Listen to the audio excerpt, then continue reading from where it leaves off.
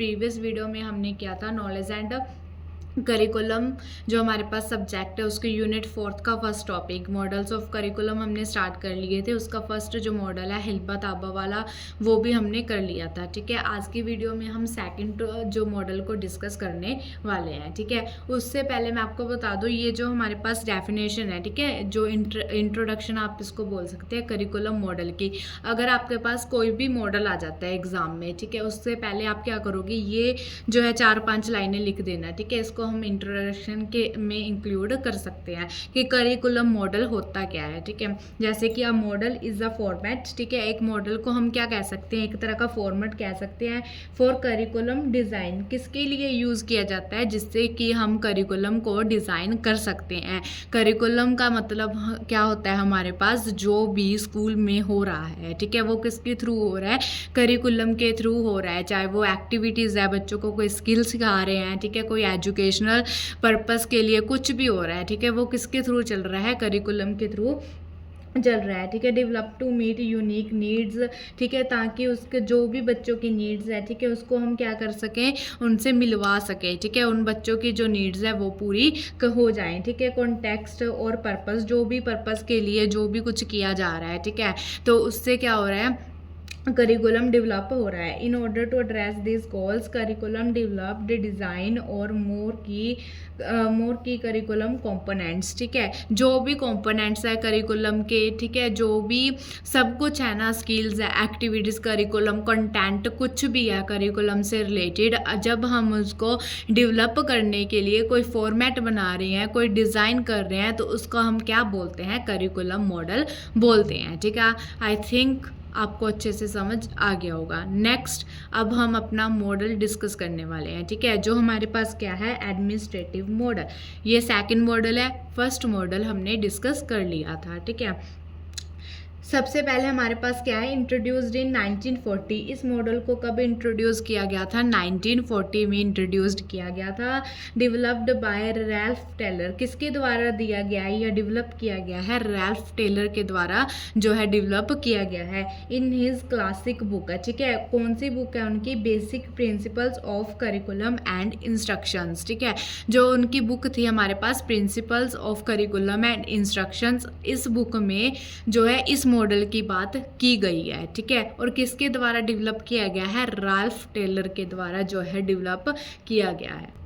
Next point हमारे पास क्या है, one of the best non model for curriculum development. ठीक है, इसको हम इम्पोर्टेंट मॉडल भी बोल सकते हैं या फिर ऐसे कह सकते हैं कि ये बेस्ट मॉडल है। ठीक है, जो भी करिकुलम डेवलपमेंट के लिए मॉडल्स बने हैं उसमें ये बेस्ट मॉडल कह सकते हैं। And also known top down model.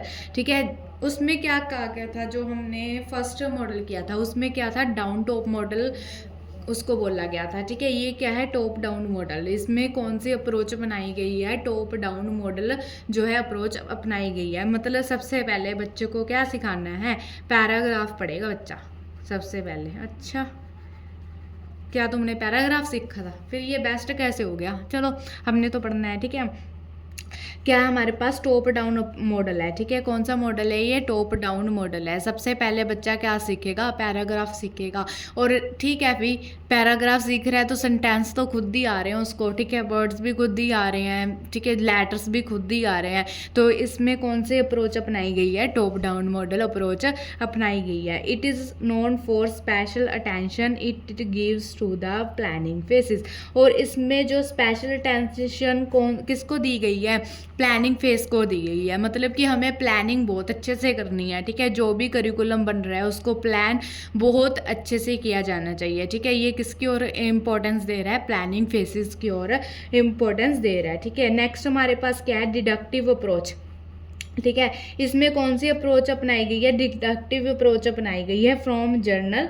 ठीक है, जर्नल से तरफ हमें किसकी तरफ जाना है, स्पेसिफिक की तरफ जाना है। ठीक है, हमें क्या करना है, जर्नल से लेकर किसकी तरफ जाना है, स्पेसिफिक की तरफ जाना है। जैसे कि deductive approach from journal, example examine the needs of the society. मतलब ये बेसिक सा एग्जाम्पल लिया हुआ है कि हमें पहले क्या पता होना चाहिए, नीड्स पता होना चाहिए ना सोसाइटी की। स्पेसिफिक के अंदर क्या आ जाएगा, स्पेसिफाइंग और एजुकेशनल ऑब्जेक्टिव। मतलब कॉमन एग्जाम्पल ले लेते हैं कि सबसे पहले नीड्स, सोसाइटी की नीड्स को ही जानेंगे, एजुकेशन तो बाद में रहेगी ना अगर हम बेसिक में चले, ठीक है। तो वो क्या कर रहा है, ये डिडक्टिव अप्रोच है, मतलब कि डिडक्टिव अप्रोच है, सिंपल सी बात है, ठीक है। सबसे पहले हमें रूल पता होना चाहिए, फिर हम एग्जाम्पल देंगे।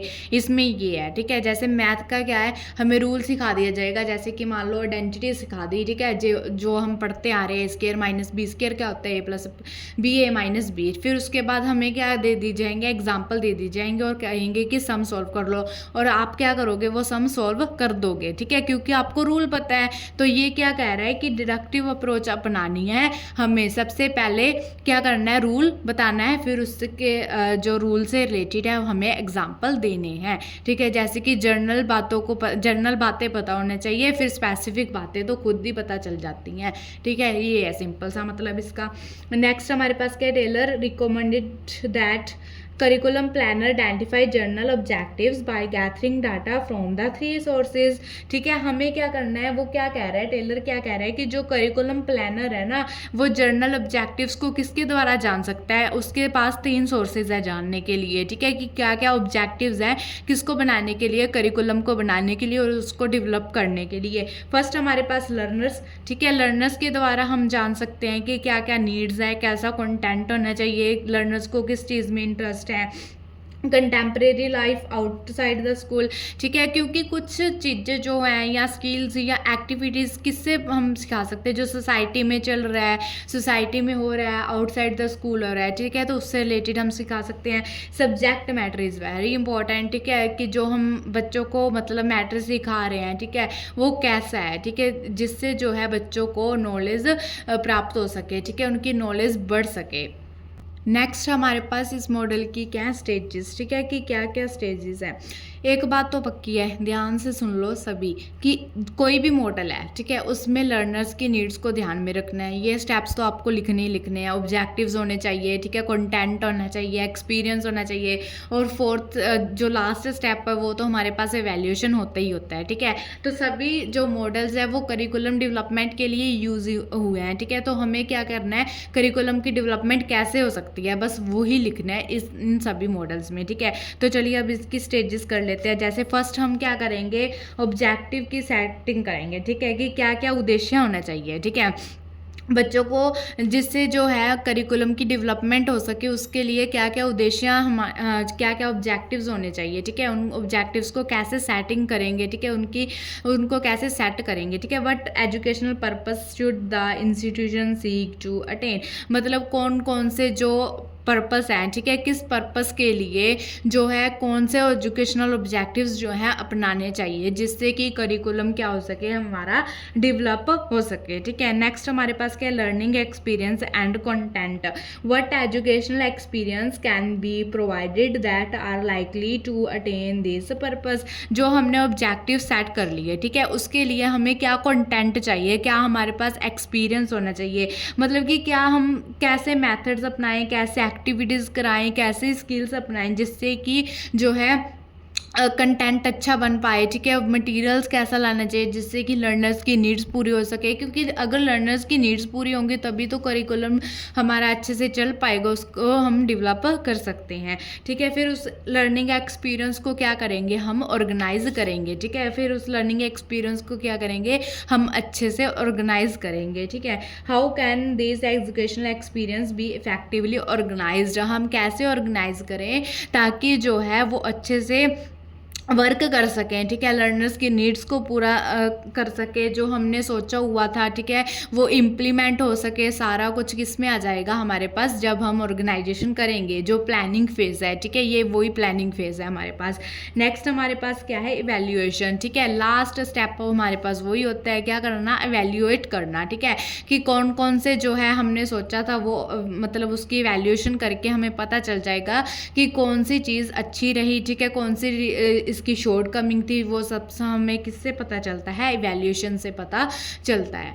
ये हमारे पास क्या है, स्टेजेस ऑफ एडमिनिस्ट्रेशन मॉडल, ठीक है। तो इसमें 4 स्टेजेस है, जैसे प्रीवियस मॉडल में हमारे पास कितने स्टेजेस थी या स्टेप्स थे, ठीक है। स्टेप्स या स्टेजेस दोनों में से कुछ भी लिख सकते हो आप, ठीक है। इसमें 4 स्टेजेस दी गई हैं और जो लास्ट हमने प्रीवियस मॉडल किया था उसमें 7 स्टेजेस हमारे पास दी गई थी। नेक्स्ट हम इनकी एडवांटेज की बात कर लेते हैं, ठीक है, कि इस मॉडल की क्या क्या जो है एडवांटेज है हमारे पास। It has systematic and logical approach, ठीक है। ये एक तरह की क्या है हमारे पास, सिस्टमैटिक अप्रोच है, लॉजिकल अप्रोच कह सकते हैं, which makes educator to understand and implement in their education system, ठीक है। जो कि एजुकेटर को अंडरस्टैंड और इम्प्लीमेंट करने के लिए कहते हैं उनके एजुकेशन सिस्टम में, मतलब कि ये एक तरह से ऑर्गेनाइज्ड अप्रोच है जिसको हम अच्छे से जो है अपने करिकुलम में ढाल सकते हैं, ठीक है। जिसे हम अपना कर क्या कर सकते हैं, करिकुलम को डेवलप कर सकते हैं, ऐसे भी हम कह सकते हैं। This model is focused on achieving the specific learning objectives, ठीक है। कुछ स्पेसिफिक लर्निंग ऑब्जेक्टिव्स की ओर इन्होंने फोकस किया गया है, ठीक है। इट इज़ फ्लैक्सीबल मॉडल, ठीक है। ये एक तरह का फ्लैक्सीबल मॉडल है and can be applied to any subject, मतलब कि इसको किसी भी सब्जेक्ट में हम डाल सकते हैं, ठीक है। इस अप्रोच को हम किसी भी सब्जेक्ट में जो है यूज़ कर सकते हैं। It give importance to assessment and evaluation for the development of curriculum, ठीक है। ये किसको इंपॉर्टेंस देता है, असेसमेंट, बच्चों की असेसमेंट करनी है, ठीक है। करिकुलम को असेस करना है, उसकी इवेल्यूएशन करनी है कि कौन कौन से ऑब्जेक्टिव्स जो हैं अच्छे से काम कर सके हैं, ठीक है। कौन कौन सी इसमें शॉर्ट कमिंग आई है, ठीक है, कि जिससे क्या हो सकेगी, जो हमारा करिकुलम बना हुआ है उसकी डेवलपमेंट हो सकेगी।